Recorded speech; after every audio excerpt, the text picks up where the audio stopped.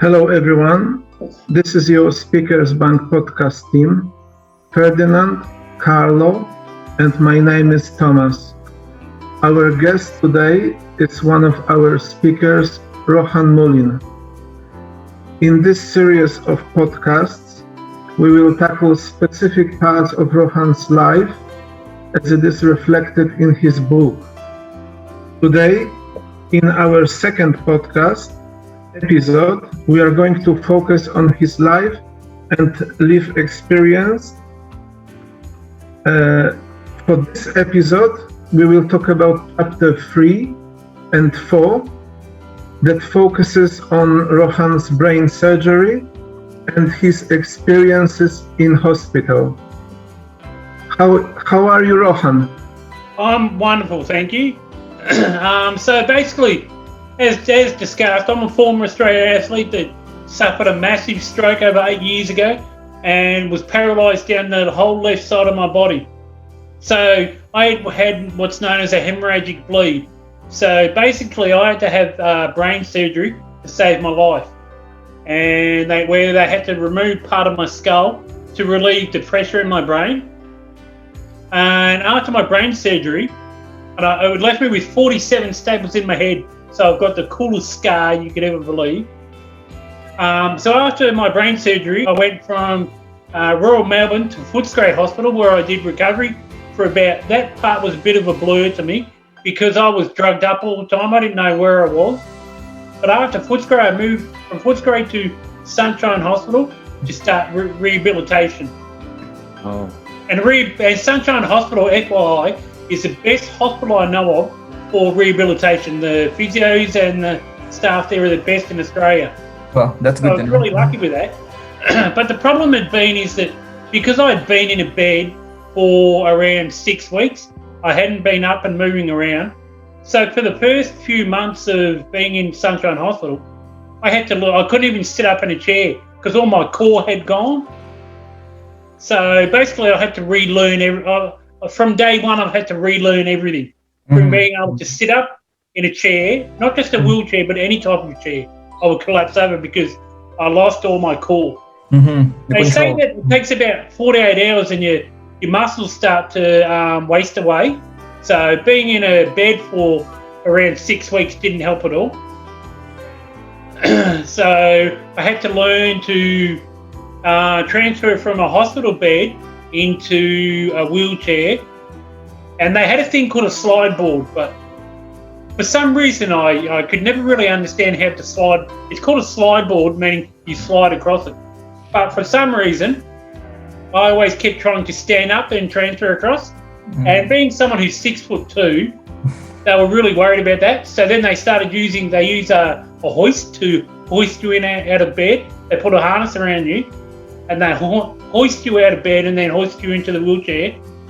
And it is painful as fuck. It kills. I hated it. And then I would go from my physio would come and pick me up, and I would go down to rehab. And it was funny, as every day when I went down to rehab, I used to sing that Amy Winehouse song, "I Ain't Going to Rehab." You know that song, "I Ain't Going to Rehab," because I said no, no, no. I used to sing that all the time. Which initially, the first time it was funny, but 5 days a week, my physio got jacked to that pretty quick. Okay. So, like I said, then I would have to transfer from my wheelchair to the plinth where we used to start working every day. Do you remember your first rehab session? First time? Well, I remember for me, being a former sports person, doing the rehab was the best. And still is, because I'm 8 years on. I still do gym 3 days a week and rehab every day. That's the best part of my life. Because it's exercise and it gets all your, all your blood moving and everything working. Muscle circulation. I love that part of it. The worst part about being in hospital is the downtime, the isolation and the boredom. Because you're there hours on hours, but you only get to work out 1 hour a day. Because the physios have so many patients they've got to work with, you can only train from Monday to Fridays.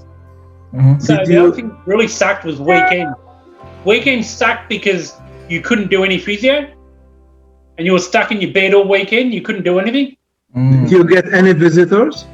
I'm blessed in that I've got a wonderful family, and I've got 2 sisters that used to come, and my ex-wife used to come in all the time with my kids. Mhm. But one of my sisters used to come in every night and take me in the wheelchair and take me for strolls around the hospital. Okay. So that part I really enjoyed. So because before my stroke, even though I had such a wonderful family, I never spent that much time with them. Whereas now, because I was stuck in hospital, I had to spend lots of time with them. So it's actually been it's been a real positive, I guess you could say. Mhm. I'm much closer to my family now than I ever was before. Yeah, I mean, at least you still look on the positive side of it. So it's a good thing. Yeah.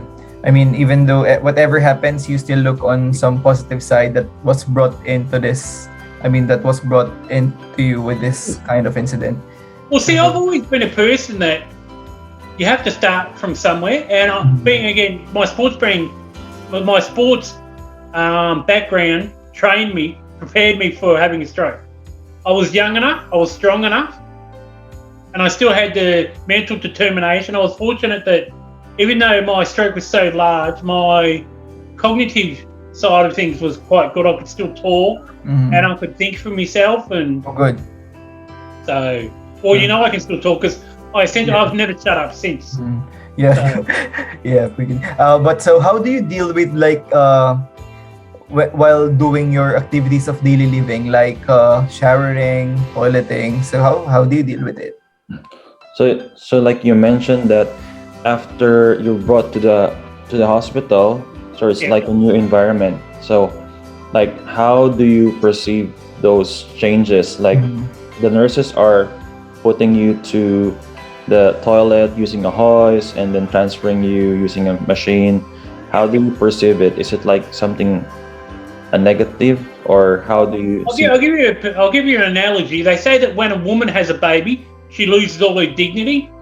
Well, I think for a man, when you have a stroke, you lose all your dignity, because now if you want to go to the toilet to do a poo, you have to have a nurse take you and help you, and they have to wipe your bum, for example. You can't do it yourself. So even the little things like using a toilet, I had to relearn all that again.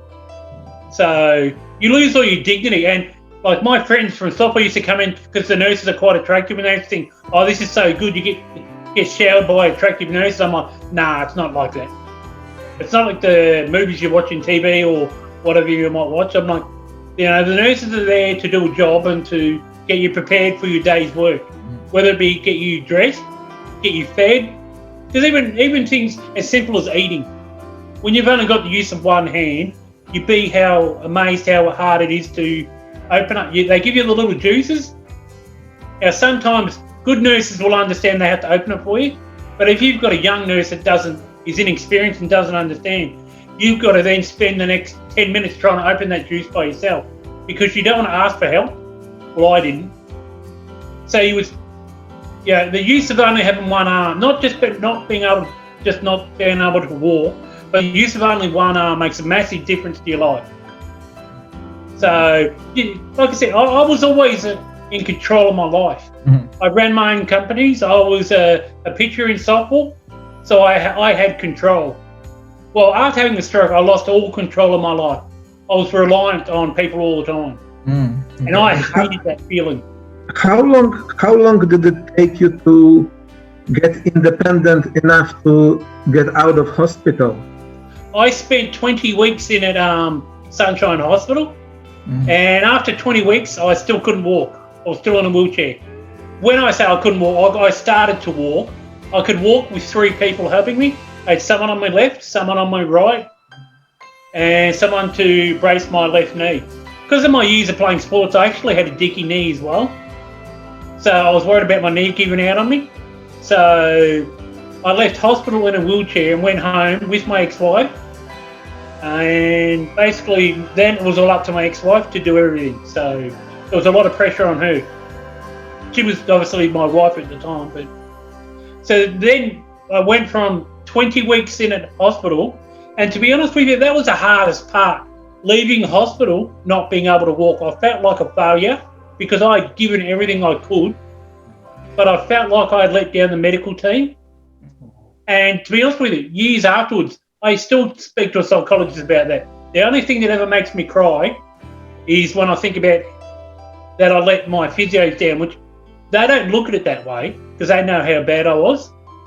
And like the doctors, when they first met me, they said all things I'll never do, but the physios were upbeat about what I could do. And they gave me a little bit of hope, which was all I ever asked for. But I felt like I'd let them down. So then when I went home, I then started doing what's known as community-based rehab in Sunshine Hospital, where I would go into, my wife would take me into hospital 3-4 times a week to do physio and rehab with them. That took me another 2 years before I could walk independently. So all in all, how can you, in one sentence, how can you tell us about your experience on being hospitalized, being from the hospital to the rehab center? How was your experience? Like, well, overall, like my experience from my stroke, I wouldn't change a thing because I've met some of the most amazing people ever. Like I've said to you before, it's given me way more than it's ever taken away. Mm-hmm. It's been a massive learning curve. So I've just been able to use the skill set that I had from my past to use on the rehabilitation that I've learned in hospital. Like you meet the most dedicated nurses and physios and even doctors that you'd ever meet. Like imagine what they're going through COVID times, doing all these extra hours, and like we should all bow down to them and pray to them for all the hard work that they're doing. Because I know they're not doing it for money because they don't get paid huge amounts of money, but because I was in the public system, obviously. But that's another quick one I want to say. I had my stroke. I got picked up 2.5 minutes by an ambulance. I went into Royal Melbourne. I had brain surgery that night to save my life. I did over 20 weeks in hospital in Sunshine. I did about 30 weeks all up. I did another 2 years rehab in Sunshine. Didn't cost me a cent. If I was in America, I'd be broke. If I was in any other country, I'd be dead. Yeah, I guess that's one of the good thing here in Australia. Exactly, we are blessed. Yep. And the food actually in hospital isn't that bad. And once you get used to hospital, you learn how to play the system. You get the free Wi-Fi, and they give you really nice ice cream. So I used to get extra ice cream all the time. Yeah. The funniest thing ever was after my stroke, I got a real sweet tooth. I couldn't get enough sugar in me. Okay. So I love the ice cream and chocolates. That's why I've got to get new teeth now because all my teeth are rotted out. Those small things makes you happy. That matters. Yeah.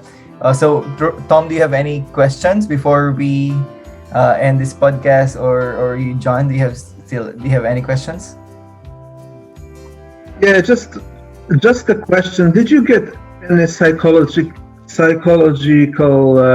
support through this transition from hospital to home?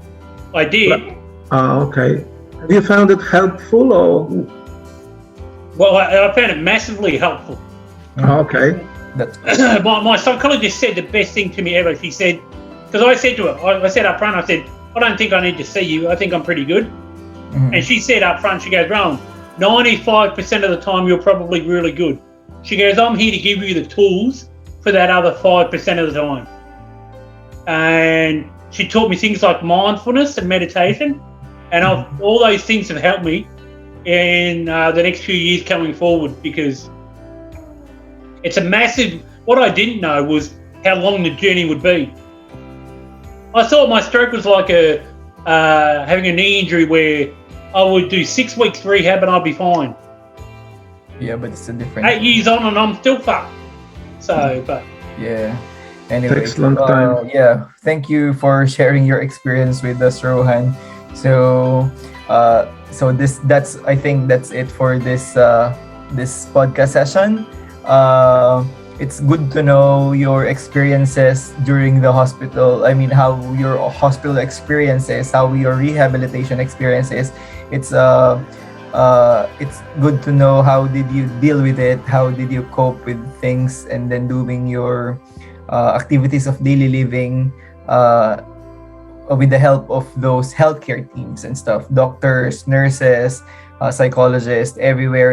And it's nice that how appreciative you are with the help that they did on you. So yeah, thank you so much for sharing your insights about this. And I think we'll be hoping to see you again on our next episode, Rohan. It's Yep. perfect. Thank you. Yep.